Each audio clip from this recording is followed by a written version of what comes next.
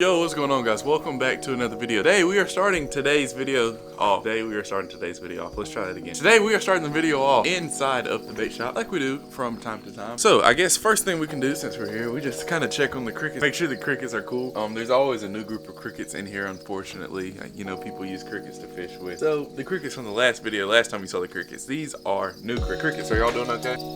They said yes, they're doing great. So the crickets are cool, and also last time I didn't show you this, I kind of left it out, but they also have minnows here, so that's pretty cool. And also a new thing, they had like a whole wall of like young bait. So just come in here and check out the bait shop, guys.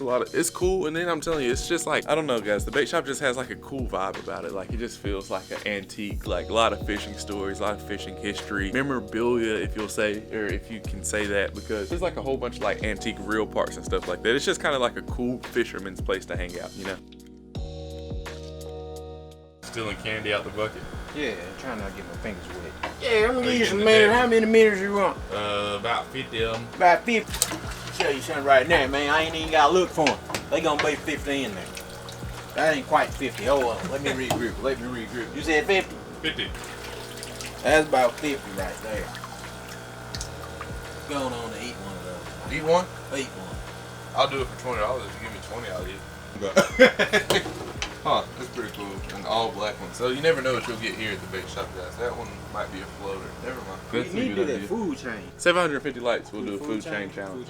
750 likes on today's video, and we will do a food chain challenge. So today, guys, me and Greg were talking in the car, and I think what we're gonna do is I'm just gonna kind of show y'all a pond fishing setup. You know, we do a lot of pond fishing, and I'm pretty sure we do a lot of pond fishing. Y'all do a lot of pond fishing, and I take a lot of stuff to ponds. And I was looking in the back of my truck earlier, and I was like, I have a lot of stuff, and I use about 3 lures. So I think what I'm gonna try to do is kind of like assemble a ultimate pond fishing tackle box, I guess you'd say. That's what we're gonna do today, and then we're gonna take the tackle box to the pond. Whether we use everything in the tackle box or not, I don't know, but we're gonna take that box to the pond, and we're gonna try to use the lures in the tackle box at the pond and get on some bigmouth bass. So stay tuned for that. We're gonna try to figure out what do we need to put in a tackle box that we could take anywhere in Alabama and catch fish. So I'm thinking like top water. We definitely need top water. We need a moving bait and like something on the bottom. So the bottom bait probably like a soft plastic, moving bait like a crankbait, lipless, and then top water like a Chopo or a frog. Greg, what would be in your pond box? If you could only have one box with unlimited lures in it, a standard size tackle box, what are you using? Ultimate pond box. Ultimate pond box.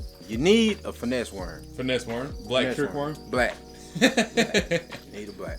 Okay. We're gonna go dark colors and clear water. Okay.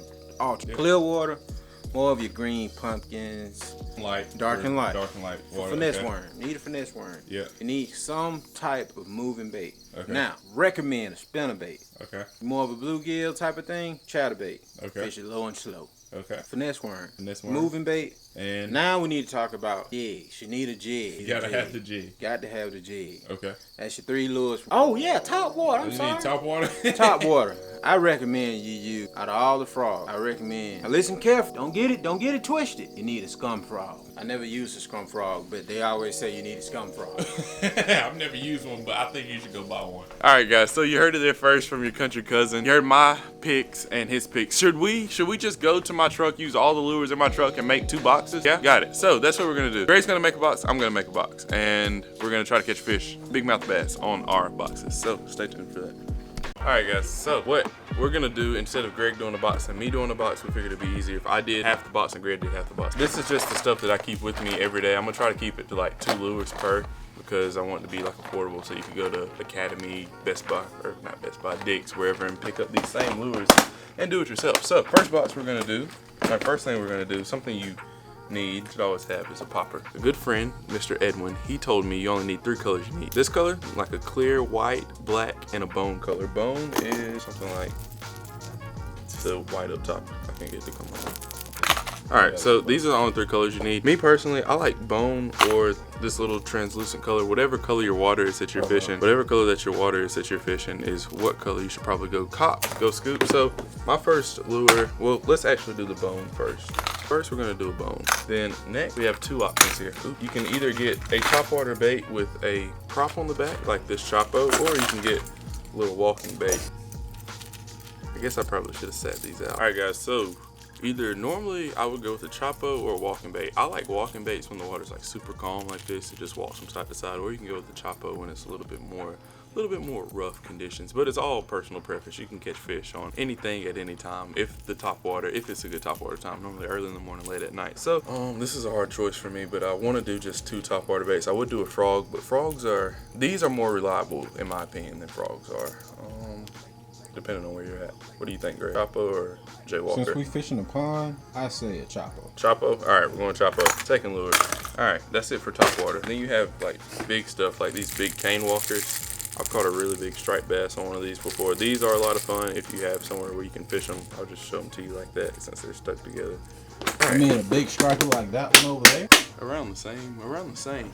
Next, we're going to the middle, straight to the middle. If you watch a lot of Larry Melton Jr., you know that there are 2 lures that I've predominantly fish in the middle of the water. One is definitely the Fritz side. This is probably always with me no matter where I go. I've lost more of these and I've lost more than I have in my tackle box for sure. So the Fritz side, red is a good color. Anything like shad color or bluegill pattern is good. I've lost all those. This is the only good one, good color for like any water conditions that I still have. That digger, this is like a 6.5 foot diving crankbait. It's gonna dive a little bit deeper than this one, but for most ponds, 6.5 foot is plenty deep. It might even be too deep in some situations. This is maybe 3 to 5. You can speed up the retrieve. It's gonna dive a little bit faster, but one of these 2 for sure. All right, we're not gonna do hooks and weights in this, but I will do some soft plastics. So this is just like if there was a gun to my head and I had 30 minutes to catch a bass, this is what I'm taking. And soft plastics, we'll do 2 packs. Watermelon and black and blue is what we're going. So first, we definitely have to do the max scent because, as you know, I'm a big believer in max scent, and I'm gonna do something small.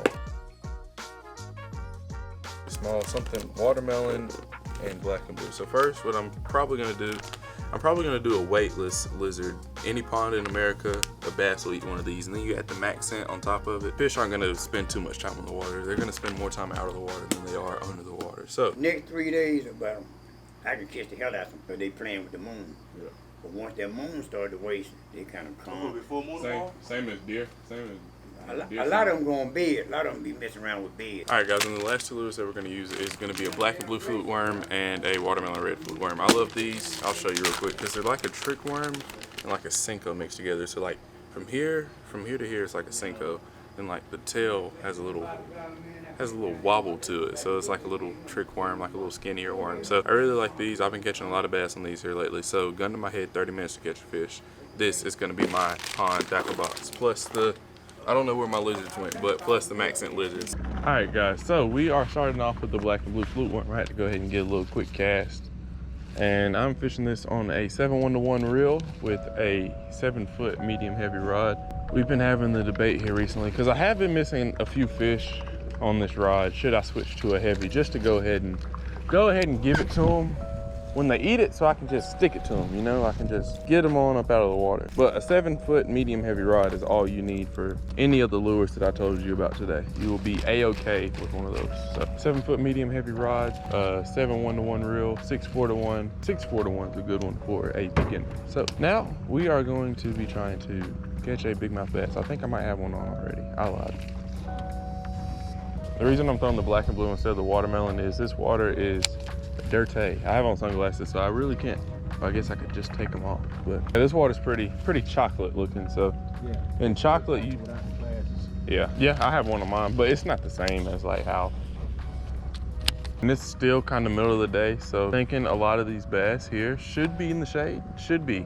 In theory, they'll be in the shade or up beside structure if they are shallow. If they're not shallow, then we're going to switch to the crankbait and fish a little bit deeper. But when you're fishing, you want to throw at anything that looks different. Like these trees sticking out of the water, that's different.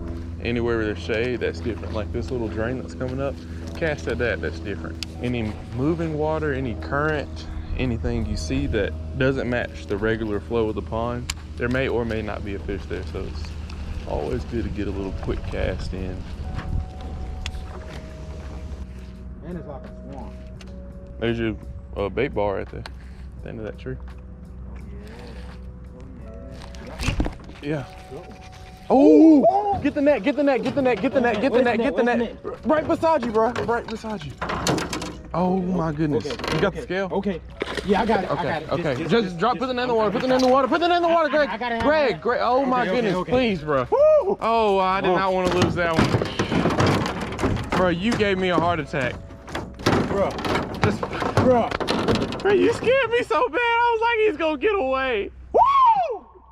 You ain't want to do it. I do it for you. That's what I'm talking about. Bro, you was about to give me a heart attack. Bro, he had it good. He was flipping. I was like, oh, he dead. I'm like, bro, there got to be a fish. No, yeah, because he was like dun. No, he wasn't pulling. It was just dead weight. Well, how about that? First Damn, one. Dude, that's a nice little 4 or 5. Well, dip him in the water a little bit. He choked that fluke worm. He wanted that fluke worm. I'm telling you guys, that flute worm. Sorry, excuse the freak out, but first fish is a nice 3. Scale not turning. I'm saying 4. Oh, it's on. It's 4. It's 4. I'd say like 4 even. It looked a lot bigger in the water. Yeah, it did. I'm not even gonna lie to you. I thought that was a 6-pound bass. Yeah, I was honestly, like when I first saw it, I almost let out, that's my PB.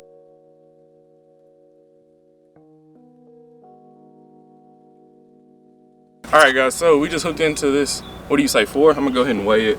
4. What did you say? 4. Will it hold on it or lock on it? Are you done? Or what did you say? 4. 4? Yeah. I think you lost a little bit of weight. Cause it definitely looked like a 6 when we pulled it up, right? It's it won't lock on it. It stopped at 3.2 though. 3 pounds and 2 ounces? Yeah. Really? I think it's 3.2. Yeah, 3 pounds 2 ounces. But hey, it's still a good fish though. It's a great fish. All right, you can go ahead and take some pictures and let it go on back. Keep moving a little bit.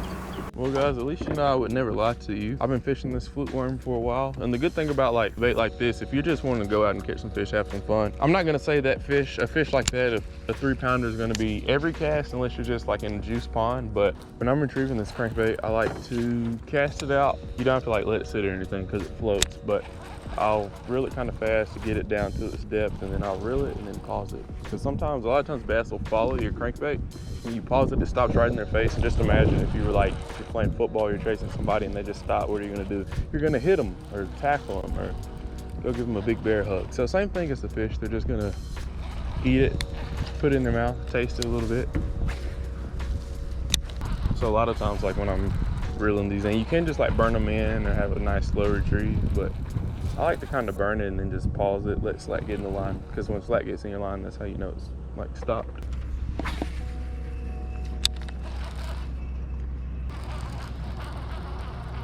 Oh, there's one. I think it's a good one. I think. He didn't come off. He might have came off. No, here. That's a decent one. Can I get the net for that one? Can I get the net? Can you hold it? Hold it down, dude. Like put it deep in the water when you put it down. Oh, there's another one. All right, guys, that is fish number 2. I'm gonna go ahead and get him on the hook. Oh, guys, that is fish number 2 on the crankbait. We're gonna get a quick weight on him. See what he weighs. What do you say, Greg? 1 pound and 14 ounces. 114. He's definitely bigger than 114. I say 2. I say he's like right at 2. Oop. I called it at 2. 2 pounds? Right, like dead on the dot. So where we at? 5? 5.2. Yeah, that first one should have been a 5 though. All right, guys. Make sure y'all can see that. Straight 2-pounder on the dot. So we're at a 3.2 and a 2-pounder. So we're at 5 pounds of fish, 2 fish on my best pond hopping baits. It might have been a little bit of a cheat because I knew what pond we were coming to. I guess I just make good decisions, I guess. All right, guys, we're gonna go ahead and let this one go. See you later. 1 winner later.